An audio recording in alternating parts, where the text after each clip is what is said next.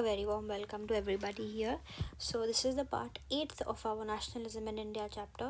In this we'll study about CDM, that is Civil Disobedience Movement, and we'll take care of the revision that we are supposed to do of the NCM.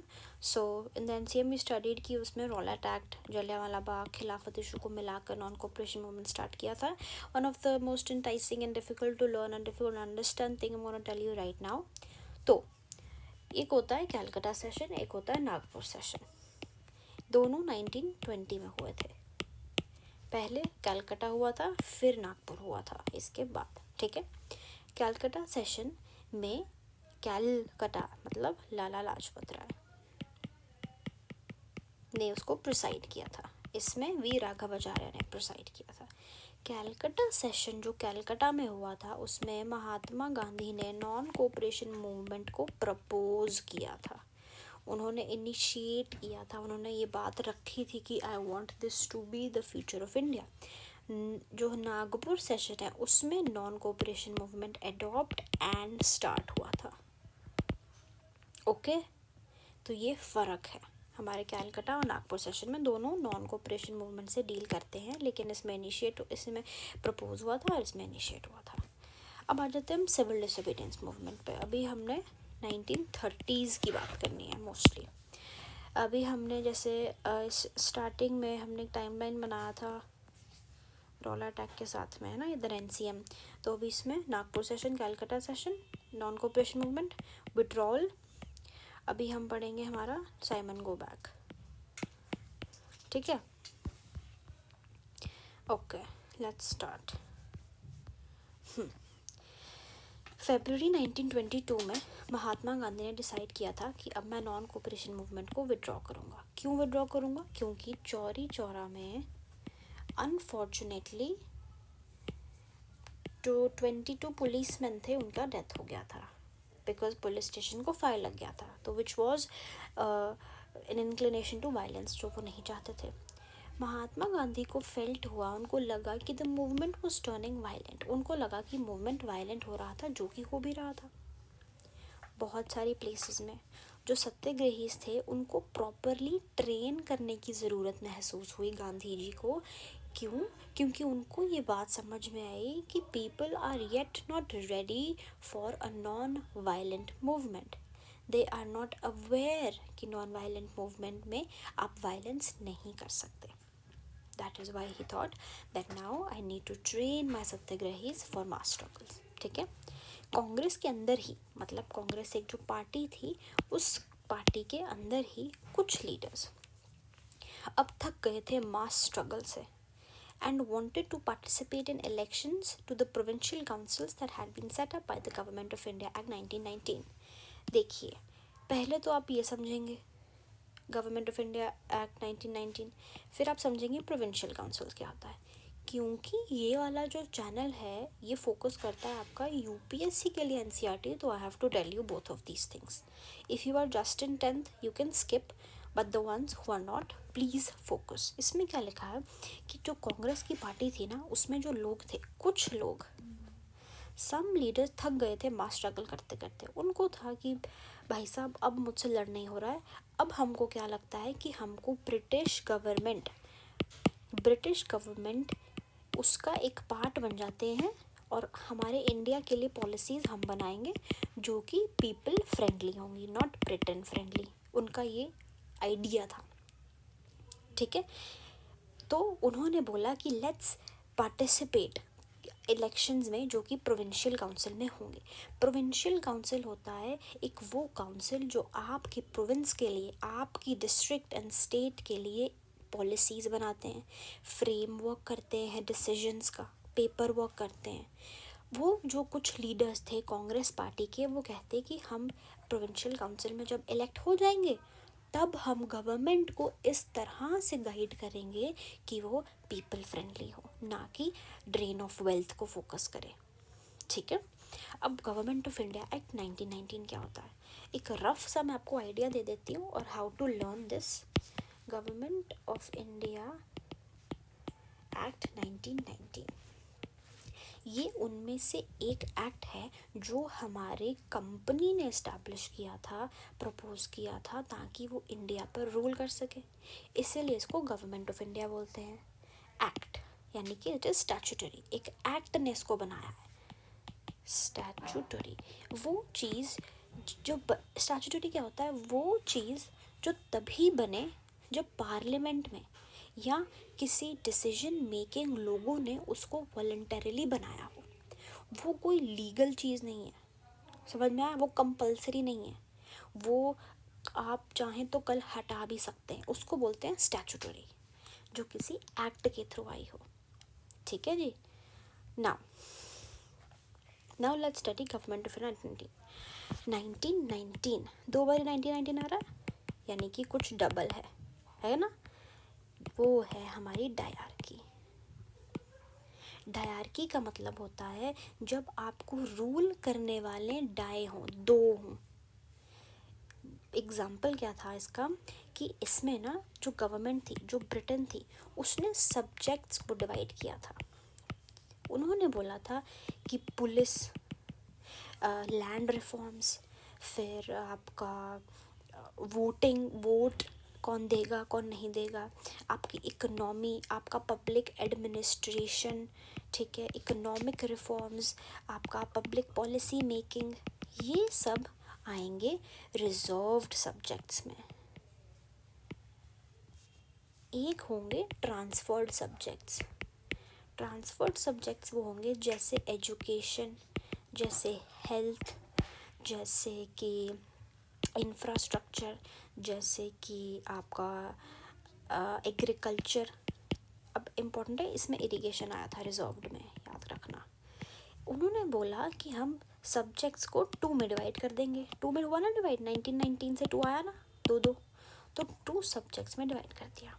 वो बोलते कि transferred subjects जो होंगे वो हमारे province के जो head होंगे, चाहे वो आपका कोई किंगडम का किंग हो या कोई भी इंसान हो, आप अपने हिसाब से, मोस्टली ये सोशल होती थी सब्जेक्ट्स, आप संभाल सकते हैं। लेकिन ब्रिटिश की जो गवर्नमेंट होगी, जो ब्रिटेन गवर्नमेंट है, जो सेंटर पे है, वो ये सब संभालेगी। अब आप मुझे खुद बताइए कि इनमें से ज़्यादा इम्पोर्टेंट, ज़्यादा वेटेज वाले सब्जेक्ट्स कौन से हैं? ऑब्वियसली रिजर्व्ड, जो उन्होंने अपने लिए रिजर्व रखे थे। और ट्रांसफर्ड सब्जेक्ट्स वो जो ऑब्वियसली बहुत इम्पोर्टेंट है, लेकिन उनके नज़रात में उतने इम्पोर्टेंट वो नहीं थे, जैसे एजुकेशन, हेल्थ, इंफ्रा, एग्रीकल्चर। उनको लगता था कि ये खुद ये संभाल सकते हैं, है कि नहीं? तो एक फर्स्ट पॉइंट ये हो गया 1919 का गवर्नमेंट ऑफ इंडिया एक्ट। सबसे पहले आया सब्जेक्ट्स का डिवीजन, डायरकी। फिर 2 में कुछ डिवाइड किया। फिर आया बाय कैमरलिज्म। बाय कैमरलिज्म का मतलब होता है जब आपकी गवर्नमेंट जो है, एक सेकेंड,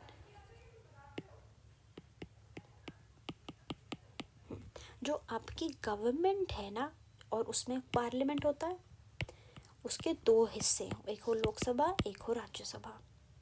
ठीक है, तब तो लोकसभा राज्यसभा नहीं थी, तब क्या था, एक अपर हाउस था, एक लोअर हाउस था। तो 1919 गवर्नमेंट ऑफ इंडिया एक्ट ने बाय कैमरलिज्म भी इस्टेब्लिश कर दिया। समझ में आ गई बात?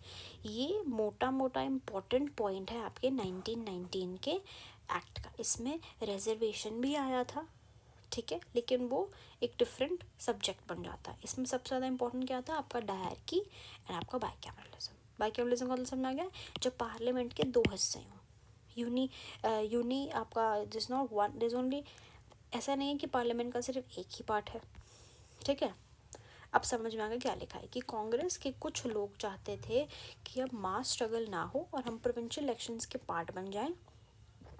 और प्रोविंशियल काउंसिल जब बनी थी आपके गवर्नमेंट ऑफ इंडिया 1919 के द्वारा, ठीक है। प्रोविंशियल इलेक्शंस मतलब प्रोविंशियल काउंसिल्स भी बनाई गई थी 1919 के अंडर, ट्रांसफर्ड सब्जेक्ट्स को जो संभालेंगी, right. They felt that it was important to oppose British policies within the council. बहुत सम लीडर्स जो थे उनको लगता था कि ब्रिटिश पॉलिसीज़ को हम पार्टी के अंदर रहकर भी अपोज कर सकते हैं, हमको मूवमेंट्स की ज़रूरत नहीं है, ठीक है। argue for reform and also demonstrate that these councils were not truly democratic. ठीक है, जैसे CR दास और मोतीलाल नेहरू जो थे उन्होंने अपनी ही पार्टी बना ली थी जिसका नाम था Swaraj party within the Congress, उसी कांग्रेस के अंदर, to argue for a return to council politics, क्योंकि वो लोग चाहते थे CR दास और मोतीलाल नेहरू कि हम काउंसिल पॉलिटिक्स में चले जाएं, यानी कि हम प्रोविंशियल काउंसिल के पार्ट बन जाएं, ताकि हम गवर्नमेंट ऑफ इंडिया का लिए जो डिसीजंस बनाए जा रहे हैं ब्रिटिश के द्वारा हम तभी उसका कटाक्ष कर लें या उससे एग्री कर लें, रिजल्ट आने के बाद हमको कोई मूवमेंट लॉन्च ना करना पड़े। तो ये हो गए एक तरह के लोग जो क्या कहते थे, CR दास और आपके मोतीलाल नेहरू ये क्या कहते थे कि हमको प्रोविंशियल काउंसिल में सपोर्ट चाहिए। एक थे दूसरे तरह के लोग जैसे कि आपका नेहरू और आपके सुभाष चंद्र बोस, वो कहते हैं कि पॉलिसी बनाना, ठीक है, government of India act, government of India के डिसीजन मेकिंग में अब कोई फ़ायदा नहीं है, हमको रेडिकल होना पड़ेगा, यानी कि हमको स्ट्रॉन्ग होना पड़ेगा, अप फ्रंट होना पड़ेगा। अगर हमको फुल इंडिपेंडेंस चाहिए तो हमको ऑब्वियसली मास एजिटेशन करने की ज़रूरत है। तो 2 पार्टीज बन गई, एक नेहरू वाली बन गई बोस वाली, और एक बन गई आपकी CR दास और मोतीलाल नेहरू की, तो अलग अलग आइडियोलॉजीज वाले लोग। ये कहते हैं कि प्रोविंशियल काउंसिल में रहना है, ये लोग कहते हैं कि मास एजिटेशन करना है, राइट। नाउ ये थे आपके नेहरू और सुभाष चंद्र बोस। इन्होंने क्या बोला था कि we need to do mass revolutions, हमको non cooperation movement, CDM, satyagraha ऐसे और मूवमेंट्स करने पड़ेंगे तभी आज़ादी आएगी, ठीक है। Now let's start. हुआ क्या कि in such a situation of internal debate यानी कि जब कांग्रेस के अंदर ही डिबेट चल रहा है, एक पॉलिटिकल पार्टी में ही 2 ग्रुप्स बन गए हैं, एक स्वराज पार्टी वाला CR दास और मोतीलाल नेहरू जो कह रहे हैं कि प्रोविंशियल काउंसिल में लो, और एक जवाहरलाल नेहरू और सुभाष चंद्र बोस वाला ग्रुप है, ये लोग कह रहे हैं कि रेडिकल हो जाओ। 2 ग्रुप बन गए, तो वो कह रहे हैं कि ऐसी सिचुएशन जहाँ पर कांग्रेस के अंदर ही इतनी उथल पुथल है, देश में भी उतनी उथल पुथल आ गई। क्यों आ गई? Because of world wide economic depression. हुआ क्या था कि USA में स्टॉक जो थे वो गिर गए। क्यों गिर गए थे? सप्लाई ज़्यादा और डिमांड कम होने से इन्फ्लेशन बढ़ता है, ठीक है। अगर हुआ क्या था कि अमेरिका में ना इतने प्रोडक्शन हो गई थी, फॉर एग्जांपल बच्चे 10 हैं और टेडीज़ उन्होंने 1000 प्रोड्यूस कर दिए। अब हर बच्चा 10 टेडीज़ थोड़ी ना लेगा, 100 टेडीज़ थोड़ी ना लेगा। तो जब सप्लाई ज़्यादा हो गई, जब टेडीज़ ज़्यादा बनने लग पड़े और ख़रीदार जो परचेजर्स हैं वो कम हो गए, उसकी वजह से क्या हुआ कि कोई ख़रीदने वाला ही नहीं था। क्यों ख़रीदने वाला नहीं था? क्योंकि लोगों की जॉब चली गई थी। कितना सप्लाई हो गया, अब कितना बनाओगे? तो लोगों ने, मालिकों ने अपने वर्कर्स को जॉब से निकाल दिया। तो जॉब नहीं रही मतलब पैसा नहीं रहा, पैसा नहीं रहा मतलब परचेजिंग पावर नहीं रही। परचेजिंग पावर क्या होता है? वो पावर जो आपको एक ऐसा इम्यूनिटी देता है कि आप कुछ भी खरीद सको। आपको प्यास लगी आप पानी खरीद सको, आपको रात में ठंड लगी आप न्यू ब्लैंकेट खरीद सको, आपको पढ़ना है आप कोई लैपटॉप खरीद सको, उसको बोलते हैं परचेजिंग पावर। भूख लगी है खाना ले लो। तो अगर लोगों के पास जॉब नहीं रही, पैसा ख़त्म हो गया जेबों में, और फिर परचेजिंग पावर भी नीचे चली गई। इसकी वजह से बहुत सारा, अब देखो अमेरिका के पास इतना प्रोडक्शन था, अब वो किसी से प्रोडक्शन लेगा, इंपोर्ट लेगा, तो उसने इंपोर्ट बंद कर दिए, जिसकी वजह से इंडिया जो जो सामान अमेरिका को देता था अब उसको वापस लाना पड़ा, जिसकी वजह से हमारे एक्सपोर्ट्स भी नीचे गिर गए। हमारे एक्सपोर्ट नीचे गिर गए मतलब हमने जो सामान देना था वो नहीं दिया, मतलब हमको जो पैसा कमाना था वो हमने नहीं कमाया, हमारा भी लॉस हुआ। वैसे ही वर्ल्ड ट्रेड कोलैप्स हो गया, इंडियन एक्सपोर्ट्स फेल हो गए, हमने जो सामान देना था वो उसके पास ऑलरेडी बना हुआ था तो उसने हमारा सामान लिया ही नहीं, हमारा पैसा भी कम हो गया। हमने अगर कोई इतना सारा वीट उगाया है और हमने डिसाइड किया था कि हम अमेरिका को ये देंगे, उसके बदले हम $100 लेंगे, तो हमारा $100 तो नुकसान में चला गया क्योंकि उसके पास ऑलरेडी वीट इतना है। अब पैसा आया नहीं, एग्रीकल्चर इतना ज़्यादा कर लिया, इतना ज़्यादा प्रोड्यूस कर लिया इंडिया ने अमेरिका के लिए, वो भी ख़राब गई क्रॉप्स, फार्मर्स को भी नुकसान हो गया। अब न्यू क्रॉप्स उगाने के लिए पैसा कहाँ से आए, फिर बर्डन हुआ, ये लोन लिया गया। और इस फ्रस्ट्रेशन में लोगों ने नेशनल मूवमेंट ज्वाइन किया, यानी कि अब क्या करें घर बैठे बैठे, तो हम ज्वाइन करेंगे नेशनल मूवमेंट। ये होता है। एग्रीकल्चरल प्राइसेस जो थे वो गिर गए थे 26 से 30 में ही, 4 सालों में। As the demand for agriculture goods fell, अभी बताया था ना कि अमेरिका और बहुत सारे देशों में डिमांड ही नहीं रही। उन्होंने बोला कि हमारे पास अपनी फसल है, अपनी फसल अपने पास रखिए, हमारा नुकसान हो गया, हमने जो एक्सपोर्ट के लिए सामान रखा था वो भी नुकसानदायक, मतलब डिक्लाइन होगा एक्सपोर्ट्स। पीजेंट्स की जो फसल उगाई थी उनसे वो कोई खरीदने वाले नहीं था, यानी कि डिफ़िकल्ट टू सेल। और उन्होंने जो लोन लिए थे उन्होंने सोचा था कि अभी लोन ले लेते हैं, जब फसल उगेगी तो बेचेंगे, वो पैसा आएगा, लोन पूरा हो जाएगा। तो उन्होंने रेवेन्यू भी नहीं पे किया, अपना लोन भी नहीं दे पाए, चुका पाए। और 1930 तक ये इतनी बड़ी बात बन गई कि ये टर्मोइल हो गया, एक टिरनी बन चुकी थी। किसके लिए? इंडिया एंड वर्ल्ड के लिए। आई होप इतना कुछ समझ में आया। देखो कितना ग्रे स्पेस है सब में, it's not that easy to cover now. इसके साथ साथ क्या हुआ, the new Tory government. Tory government क्या होता है? टोरी गवर्नमेंट कोई इंसान नहीं है, टोरी गवर्नमेंट का मतलब होता है कंजर्वेटिव गवर्नमेंट। कंजर्वेटिव गवर्नमेंट जो ट्रेडिशनल मेथड्स को सपोर्ट करती है। यूएसए में 2 गवर्नमेंट्स थी, और ब्रिटेन में कंजर्वेटिव रिपब्लिक, तो उनमें से टोरी गवर्नमेंट यानी conservative government. Tory government means government form by the conservative party in Britain, ठीक है। नाउ ये जो मैंने इकोनॉमिक डिप्रेशन की बात की ना, ये ब्रिटेन के इकोनॉमिक डिप्रेशन की बात है। तो जहाँ जहाँ मैंने यूएस बोला प्लीज़ उसको ब्रिटेन कर लेना। यूएसए का इकोनॉमिक डिप्रेशन 1991 में आया था, ठीक है। नाउ इसके साथ क्या हुआ, ब्रिटेन में यानी कि यूके में एक गवर्नमेंट थी, उसका नाम था टोरी गवर्नमेंट। उसने एक स्टैट्यूटरी कमीशन बनाया। स्टैट्यूटरी का मतलब ये बताया था, जो कमीशन, जो इंस्टीट्यूशन, जो बॉडी, जो ऑर्गेनाइजेशन, जो कुछ भी एक एक्ट के द्वारा बना हो उसको स्टैट्यूटरी बोलते हैं, यानी कि टेम्पररी, उसको आप मिटा भी सकते हो, कॉन्स्टिट्यूशन में वो नहीं लिख होती है, okay. Under the sir John Simon, ये सर जॉन साइमन ने बनाई थी। ये हैं आपके सर जॉन साइमन, ठीक है। इन्होंने एक स्टैट्यूटरी गवर्नमेंट बनाई थी जिसका नाम क्या था, साइमन कमीशन। क्यों बनाई थी जी? उन्होंने इसलिए बनाई थी ताकि इंडिया में आके वो हमारा कॉन्स्टिट्यूशनल सिस्टम देख सकें, उसकी फंक्शनिंग देख सकें, और ये बता सकें कि अगर हमको किसी चेंज की ज़रूरत है। इकलौती प्रॉब्लम इस कमीशन में ये थी कि इसमें कोई इंडियन नहीं था, जो इंडियंस को पसंद नहीं आया और उन्होंने उसके अगेंस्ट रिवोल्ट कर दिया, क्या बोलकर, साइमन गो बैक।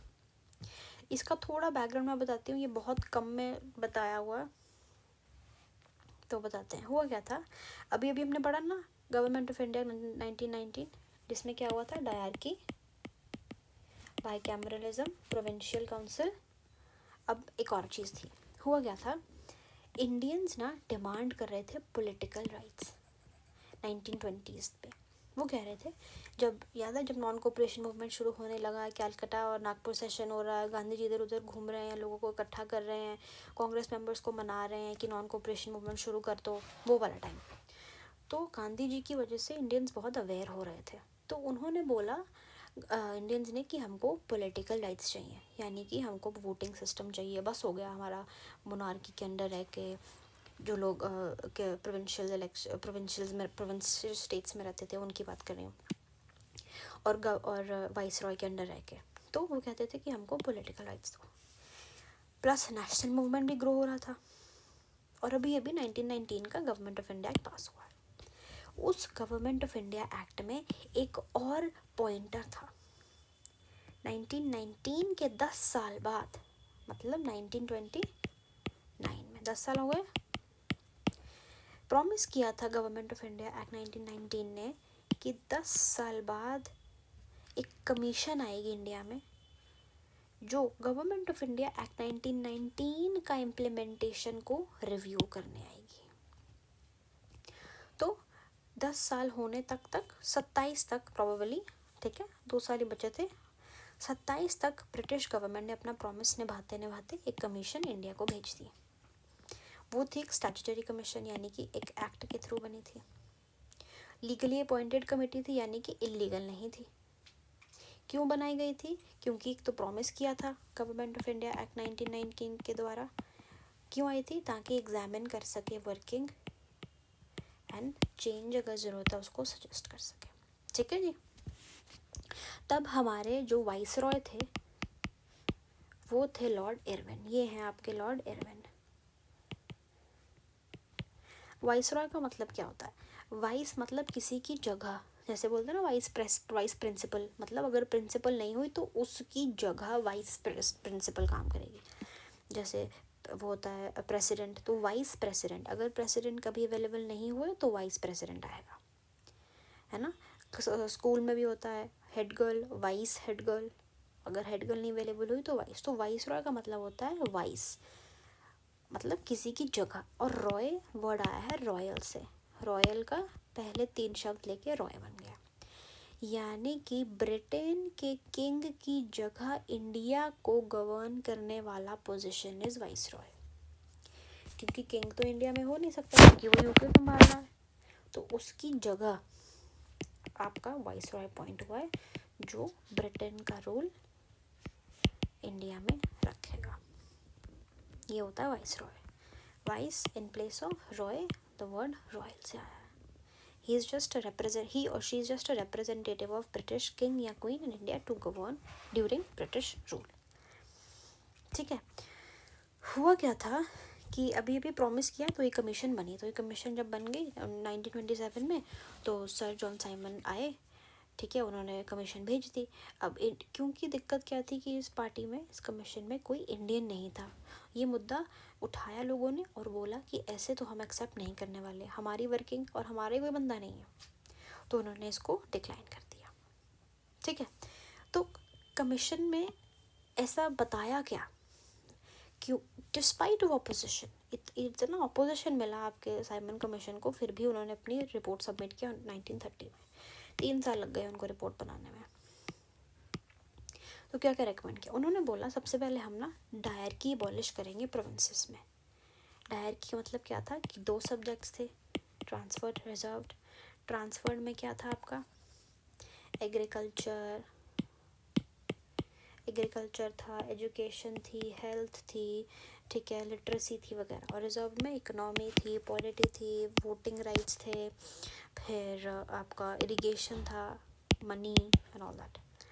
तो गवर्नमेंट ने प्रॉमिस किया कि मैं डायरकी अबॉलिश कर दूँगा, यानी कि 2 सब्जेक्ट्स नहीं रहेंगे, सब कुछ एक के अंडर आएगा, आपको ज़्यादा ऑटोनॉमी मिलेगी, आप सिर्फ इन डिसीजंस पर ही नहीं बल्कि हर मुद्दे पर डिसीजन बना सकते हो।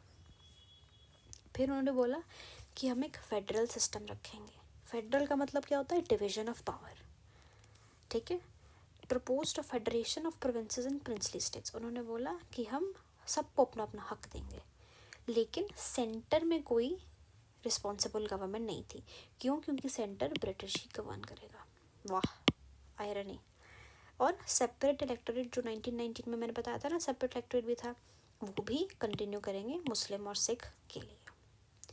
लेजिस्लेटिव काउंसिल यानी कि लॉ मेकिंग बॉडी में और लोग भी ऐड करेंगे जितने हो सके हमसे। फिर भी ये रिपोर्ट को रिजेक्ट किया गया। अब खुद देखिए, डायरकी अबॉलिश कर दिया, बहुत अच्छा है, फेडरल सिस्टम बहुत अच्छा है। आप कह रहे हैं कि सेंटर में तो ब्रिटिश ही रहेगा, मतलब अगर प्रोविंसेस और प्रिंसली स्टेट्स ने कोई डिसीजन लिया भी तो एट द एंड तो आप ही इसको रेटिफाई करेंगे। रेटिफाई का मतलब होता है कंफर्म करना, तो ब्रिटेन इसको कंफर्म करेगा, रेटिफाई करेगा, और अगर उसने मना कर दिया तो मतलब अभी भी पावर ब्रिटिश के पास ही है। फिर आप कह रहे हैं कि हम आपको ना स्वराज देंगे ना आपको इंडिपेंडेंस देंगे, ना कोई प्रॉमिस किया है कि हम पार्टीशन नहीं करेंगे, कुछ नहीं हुआ है, ठीक है। तो जो इंडियंस थे उनका रिस्पॉन्स क्या था, उन्होंने बोला कांग्रेस ने कि देखो हमको फुल सेल्फ गवर्नमेंट चाहिए, हमको ये नहीं चाहिए कि सेंटर पे आप और प्रोविंशियल स्टेट्स में हम, ऐसा नहीं होना चाहिए। प्लस उन्होंने बोला कि आपने हमको डोमिनियन स्टेटस प्रॉमिस नहीं किया है। अब ये बहुत ट्रिकी शब्द है, इसका मतलब देखो क्या है। डोमिनियन मतलब होता है किसी के अंडर रहना, होता है ना, किसी के अंडर रहना। डोमिनियन स्टेटस का मतलब होता है जब इंडिया अपने डिसीजंस खुद बना सकता है, अपनी गवर्नमेंट खुद कर सकता है, बना सकता है, लेकिन अभी भी वो ब्रिटिश रूल के अंडर होगा, अभी भी उसको ब्रिटेन ही गवर्न करेगा। ये होता है डोमिनियन स्टेटस। यानी कि फॉर एग्जांपल इंडिविजुअल पे लेते हैं, आप सुबह उठो नहीं उठो, पढ़ो नहीं पढ़ो, कॉलेज जाओ नहीं जाओ, ये आप पर है, लेकिन वीकली रिपोर्ट आपको गवर्नमेंट को देनी है और फिर आपको वो गवर्नमेंट पनिश भी कर सकती है।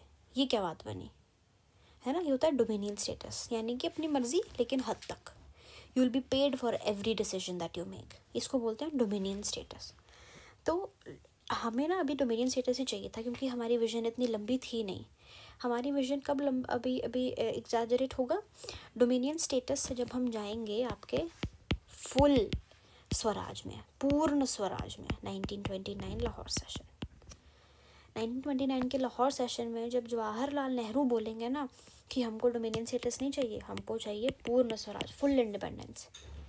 अभी हमारे पास वही था कि डूबते को तिनका का सहारा, हमको डोमिनियन स्टेटस ही भगवान लगता था।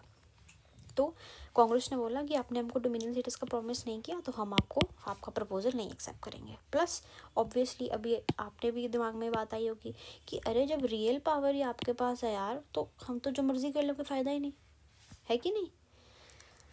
अब इसका कॉन्सिक्वेंस भी तो आएगा, ठीक है। अभी हुआ क्या था कि ये हाँ, ये जो साइमन बैग का हो रहा है चक्कर, अभी तो होगा, लेकिन इसके बाद जो चक्कर हुआ वो ये है, कॉन्सिक्वेंसेस क्या हुआ इसके। जब साइमन कमीशन आया, उसने अपना साइमन कमीशन रिपोर्ट दिया। कब दिया रिपोर्ट, 1930 में दिया ना। तो साइमन कमीशन अभी आई ही थी, तो इसका कॉन्सिक्वेंस क्या हुआ, सबसे पहले हुआ नेहरू रिपोर्ट। कौन से नेहरू की, मोतीलाल नेहरू की, नॉट जवाहरलाल नेहरू, मेंशन कर लेना। कब दिया, 1928 में। मोतीलाल नेहरू ने बोला कि सुनिए, साइमन कमीशन ने जो अपना रिपोर्ट लिखा है वो तो नहीं सच होगी, I am drafting something, see if you can accept it और not. So he decided, since British excluded Indians, Indian leaders drafted their own constitutional proposal. जब साइमन कमीशन में इंडियन ही नहीं था, तो इंडियंस ने खुद ही अपना डिसीजन बना लिया, हेडेड बाय मोतीलाल नेहरू। उन्होंने बोला कि हमको चाहिए dominion status, fundamental rights and responsible government at the centre. सिर्फ यही नहीं, बहुत सारी चीज़ें थी इसमें, सेपरेशन ऑफ पावर था, फेडरलिज्म था, इंक्लूजन ऑफ इंडियंस थे, सब कुछ थी। मोटा मोटा ये था, हमको डोमिनियन स्टेटस चाहिए, फंडामेंटल राइट्स चाहिए और रिस्पॉन्सिबल गवर्नमेंट चाहिए। कैसे लर्न करना है इन सबको, देखिए स्टोरी समझिए। अभी मैंने आपको बताया 1920 से लोगों को पॉलिटिकल राइट्स चाहिए, यानी कि फंडामेंटल राइट्स चाहिए, डन, मिल गए, मतलब मोतीलाल नेहरू ने इनिशिएट किया, उनकी बात पहुंचाई गवर्नमेंट तक। अभी हमको 1929 तक हमको लगता है कि डोमिनियन स्टेटस ही सब कुछ है, तो हमने डोमिनियन स्टेटस भी मांग लिया। और रिस्पॉन्सिबल गवर्नमेंट, क्योंकि सेंटर पे वो कह रहे थे कि ब्रिटेन रहेगा, तो मोतीलाल नेहरू ने बोला ऐसा तो नहीं होगा, हम रहेंगे सेंटर पे। फिर 1929 में the most important, this is your 1929 का लाहौर सेशन। इसकी फ़ोटो है यहाँ पे, ये है देखो, ये जवाहरलाल नेहरू हैं और वो पूर्ण स्वराज की बात कर रहे हैं। पहली बारी किसी ने सोचा भी नहीं था कि पूर्ण स्वराज जैसी भी कोई चीज़ हो सकती है, यानी कि हम फुल इंडिपेंडेंस भी ले सकते हैं एक्सेप्ट फॉर डोमिनियन स्टेटस। तो जब ब्रिटिश ने कोई डिमांड नहीं मानी, तो फाइनली नेहरू जी ने, हाँ इस बारी कौन, जवाहरलाल नेहरू ने, उन्होंने बोला कि अब हम लेंगे कंप्लीट इंडिपेंडेंस, आप कोई होते ही नहीं है हमको डोमिनियन स्टेटस देने वाले, हम क्यों आपके अंडर रहें, अगर इतने स्ट्रगल के बाद भी हमको आपके अंडर ही रहना है तो कोई फ़ायदा नहीं उस इंडिपेंडेंस का, इसीलिए हमको चाहिए कंप्लीट इंडिपेंडेंस। और ये बात कब उन्होंने डिक्लेयर किया? 26 जनवरी 1930 में उन्होंने डिक्लेयर किया कि ये होगा हमारा इंडिपेंडेंस डे, यानी कि उन्होंने बोला कि 26 जनवरी ही हमारा इंडिपेंडेंस डे होगा, क्योंकि आज हमने पूर्ण स्वराज डिक्लेयर किया है। नाउ यू नो कि हमारा कॉन्स्टिट्यूशन जो था वो अब लागू हुआ था। इस तारीख को क्यों लागू हुआ, नवंबर में क्यों नहीं लागू हो गया था? क्योंकि ये प्री डिसाइडेड था कि हम 26 जनवरी को ही एक इतना बड़ा स्टेप लेंगे जो हमारे कंप्लीट इंडिपेंडेंस, कॉन्स्टिट्यूशन को हमने इनैक्ट कर कर एक सिंबलिज्म है कि अब हम अपने डिसीजन सब खुद ले सकते हैं। इसीलिए 26 जनवरी को होता, क्योंकि पूर्ण स्वराज 26 जनवरी को लिया गया था। एंड फिर हुआ हमारा सिविल डिसोबीडियंस मूवमेंट, जिसमें सॉल्ट सत्याग्रह हुआ था, यानी दांडी मार्च वाला, और मास मूवमेंट। ठीक है, तो अब समझ में आएगा ये क्या लिखा है।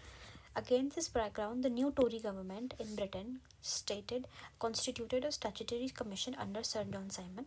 Set up in response to the nationalist movement, the commission was to look into the functioning of the constitutional system in India and suggest changes. The problem was the commission did not have any single Indian member. They all were British. When the Simon Commission in India arrived in 1928, it was greeted with slogans like "Simon, go back. We don't need you." All the parties, including Congress and Muslim League, participated in the demonstrations against Simon Commission. In efforts to win them over, मतलब कोशिश में कि हम Indians को जीत सकते हैं, हमारे Lord Irwin ने अनाउंस किया 1929 में डोमिनियन स्टेटस। वो कहते हैं हम आपको डोमिनियन स्टेटस दे देंगे, ठीक है। और फिर उन्होंने बोला कि तभी देंगे जब आप राउंड टेबल कॉन्फ्रेंस में आओगे, ताकि हम आपका फ्यूचर कॉन्स्टिट्यूशन डिस्कस कर सकें। कांग्रेस माने नहीं, कांग्रेस हो गए थे अभी तक रेडिकल, यानी कि कुछ एक्शन लो, अब हम मानेंगे नहीं बातों से। तो नेहरू और बोस, जो आपको याद है रेडिकल्स थे, वो बोलते कि ऐसा नहीं होने वाला, हमको क्विक एक्शन चाहिए। Liberals and moderates who were proposing constitutional systems within the framework of the Britain Dominion lost their influence. कौन थे ये लोग, याद करो? वो लोग जो पीस में बिलीव करते हैं, जो कहते हैं मास एजिटेशन की ज़रूरत नहीं है, जो कहते हैं ब्रिटिश गवर्नमेंट के अंदर जाके हम पॉलिसी मेकिंग करेंगे प्रो इंडियंस, वो वाले लोग। तो धीरे धीरे इनका इन्फ्लुएंस जो था लोगों पर वो कम हो रहा था, बिकॉज सब में पेशेंस नहीं था, है ना। फाइनली 1929 में under the presidency of Nehru, Jawaharlal Nehru, Lahore session में पूर्ण स्वराज यानी कि फुल इंडिपेंडेंस की बात हुई, और ये बोला गया, डिक्लेयर किया गया कि 26 जनवरी को हमारा इंडिपेंडेंस डे मनाया जाएगा, जिस तारीख को हम अपना कंप्लीट इंडिपेंडेंस पाएंगे। But the celebration attracted very little attention. लेकिन ये जो 1929 में लाहौर सेशन हुआ था ना, इसके बाद बहुत कम लोग खुश हुए, क्योंकि they were not ready to believe कि ऐसा सब कुछ हो सकता है। तो महात्मा गांधी ने बोला कि अब तो लॉन्च करना पड़ेगा ही मूवमेंट, जिससे हमको अटेंशन मिले, जिससे हमको पॉपुलेशन की अटेंशन मिले। अटेंशन का यहाँ मतलब है सपोर्ट मिले। फिर उन्होंने लॉन्च किया आपका सॉल्ट मार्च, ठीक है।